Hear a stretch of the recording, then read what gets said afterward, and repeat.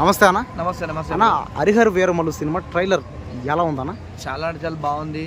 ఎందుకంటే ఇలా చూసుకుంటే పుష్ప రికార్డు కూడా బ్రేక్ చేసి రికార్డు స్థాయిలో కూడా టీజర్ వచ్చింది కాబట్టి చాలా బాగుంది. టీజర్ చూస్తేనే ఇంత సూపర్ ఉందంటే సినిమా ఇంకెంత బాగుంటుంది అని చెప్పి అనుకుంటున్నాను. ఈ సినిమాలో సాంగ్స్ ఎలా ఉన్నాయన్నా? చాలా బాగుంది. సాంగ్స్ కూడా మంచి, మ్యూజిక్ కూడా చాలా బాగుంది. చాలా అంటే చాలా బాగుంది కాబట్టి సినిమా పాటలతో పాటు స్టోరీ కూడా అట్లనే ఉంటుంది.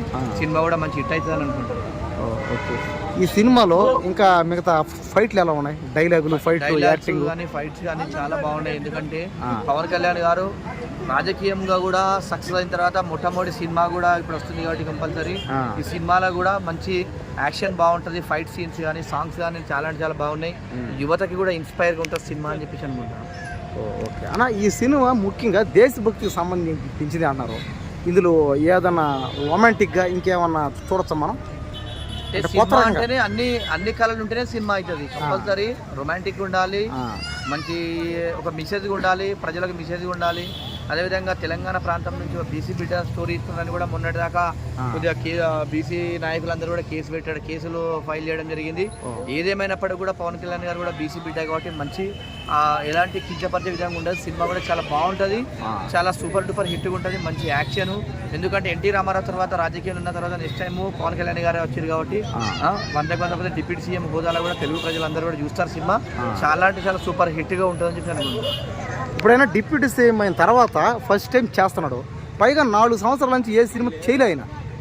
మీకు ఎలా ఇది 4 సంవత్సరాల తర్వాత థియేటర్లో రావడం మళ్ళీ రావడం ఎలా ఉంది? ప్రజలందరూ కూడా చూస్తారు, ఫ్యాన్స్ కానీ తెలుగు ప్రజలందరూ కూడా సినిమా ఎప్పుడు వస్తుంది, మా అభిమాన నాయకుని సినిమా ఎప్పుడు వస్తుంది, మా అభిమాన హీరోది ఎప్పుడు వస్తుంది అని చెప్పేసి కూడా అందరూ కూడా వెయిట్ చేస్తారు. కాబట్టి కంపల్సరీ సినిమా 4 సంవత్సరాలు ఆగింది కాబట్టి కంపల్సరీ సినిమా ఇది 100% సినిమా భారీ దేశ చరిత్రలో రికార్డు స్థాయిలో కూడా హిట్ అవుతుంది అని చెప్పేసి అనుకుంటాం. ఎందుకంటే ఆ 4 సంవత్సరాల స్టోరీని మొత్తం మధ్య బాహుబలి సినిమా కూడా 4 సంవత్సరాలు పట్టింది. సినిమా సూపర్ డూపర్ హిట్ అయింది. ఇది అంతకు రెట్టింపు భారతదేశ చరిత్రలోనే రికార్డు కూడా బ్రేక్ చేస్తారని అనుకుంటున్నాం. మరి ఇతనేమో ప్యాన్ ఇండియా స్టార్ కాదు. ఇతను ఓన్లీ జస్ట్ తెలుగు రాష్ట్ర ప్రజలు మాత్రం స్టార్. ఇతను మరి బయట రాష్ట్రాల్లో బయట దేశాలు ఈ సినిమా ఆడే ఛాన్స్ పవన్ కళ్యాణ్ గారు ప్యాన్ ఇండియా స్టార్ అండి, వరల్డ్ వైడ్ హీరో. అందరూ ఏమన్నారంటే ఆయన తెలుగు భాషకు పరిమితం, ఆయన పక్క భాషలో చేసింది లేదు కదా ఎక్కడ. ఇలా తమిళ కానీ హిందీ కానీ ఇంగ్లీష్ హాలీవుడ్ తెలుగు సినిమాకే పరిమితం అయితే భారతదేశ ప్రధాని నరేంద్ర మోడీ గారు ఎందుకంటే అంత అభిమానించారు? భారతదేశంలో ఉన్నటువంటి ఏ హీరోల కన్నా అందరికన్నా ఫ్యాన్స్ ఫాలోయింగ్ ఎక్కువ ఉన్న వ్యక్తి ఎవరంటే పవన్ కళ్యాణ్. పవన్ కళ్యాణ్ గారి గొప్ప హీరో అంటే సినిమాలు ఎన్ని ఫెయిల్ అయినా కూడా క్రేజ్ తగ్గలేదంటే ఆ హీరోకు ఉన్నటువంటి అభిమానము, దమ్ము, ధైర్యం, సత్తా, ఆయన యాక్టింగ్ ఏ విధంగా ఉంటే అంత ఉంటుంది. ఓకే. అంటే తెలుగు రాష్ట్రాలు దాటితే తప్ప తెలుగు రాష్ట్రాలు తప్పిస్తే మిగతా భాషలు అతను తక్కువ అంట కదా. అవన్నీ అవాస్తవాలు. భారతదేశంలోనే వరల్డ్ వైడ్ గా సినిమా హిట్ అవుతుంది. పవన్ కళ్యాణ్ గారు ఇప్పుడు సక్సెస్ ఉన్నారు. ఈ సినిమా కూడా సక్సెస్ రేంజ్ లో పోతుంది వరల్డ్ వైడ్ గా.